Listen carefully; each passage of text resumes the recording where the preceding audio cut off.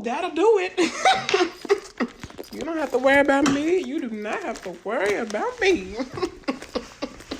So I've recently figured out why I like dating a lot of losers. And it's because I want to be a fucking loser. Like, I am aspirationally dating. Because when you think about it, there's such a freeness to being a loser. Just like absolutely taking yourself out of the equation of life and just being like a non-playable character. And whenever I've dated them, I've always thought like, oh, this is what I would be if I succumbed to every horrible fucked up thought I have in my brain. And I'm jealous. My ideal day, if I could make it up, would be to wake up whenever, go to Dunkin', get like a large iced coffee with all the milk, sugar, everything, smoke half a pack of cigarettes, come home, have time with myself, take a nap, wake up, eat McDonald's for dinner, drink half a pack of beer, and go to bed. Maybe have time with myself again. I don't know. Like that sounds perfect. But unfortunately, I was just blessed with too big a brain.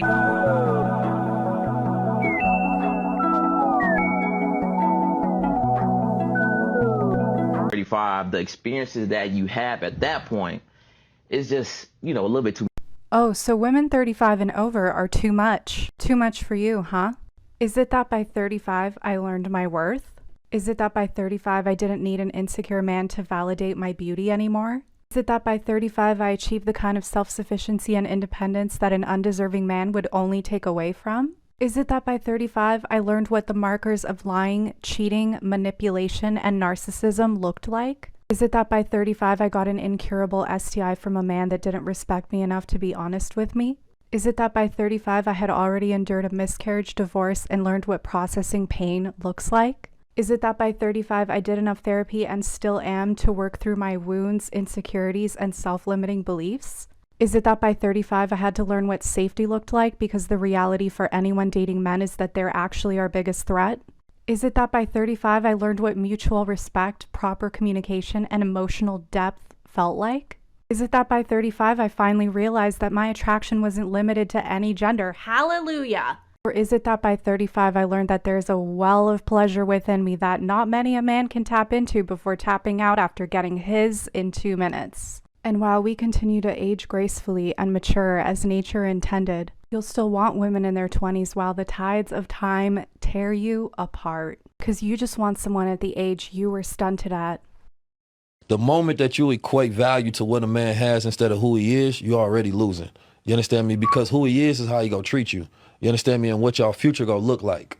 What he has is not going to make you happy, right? That's gonna attract you, but it's not gonna keep you.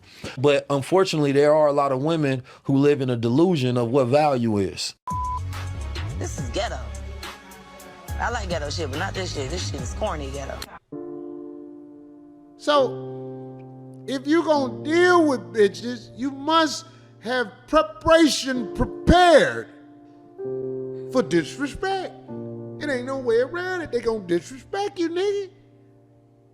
A bitch disrespecting you, putting on a booty suit, going to the club, and you a man.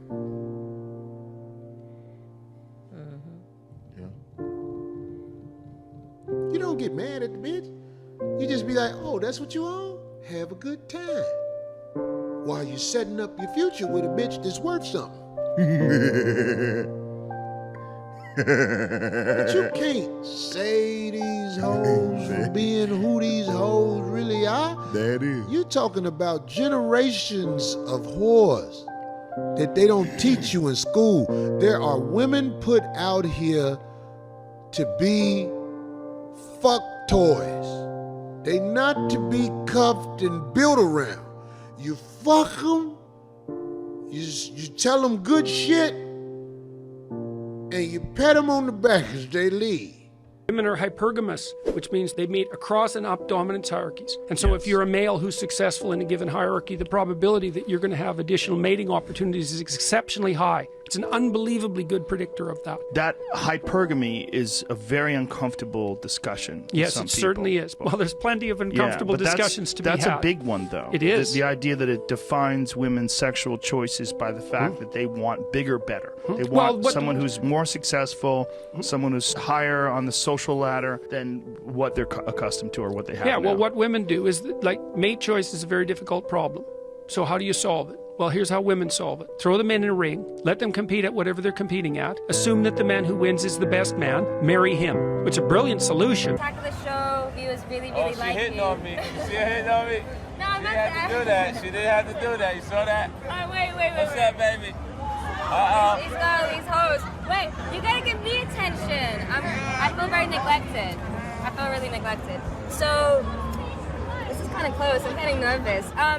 Our viewers really want you on the show. Would you come with me and like hang out, please? I'm 50 Cent, and I'm gonna come here. You see her hitting on me, right? Are you gonna come on the show? And then they wonder why I can't stay focused. Are you gonna come I'm on the supposed show? to work now, right? Huh? Are you gonna I'm gonna come to the show. You will? Promise? Yeah. What's my name?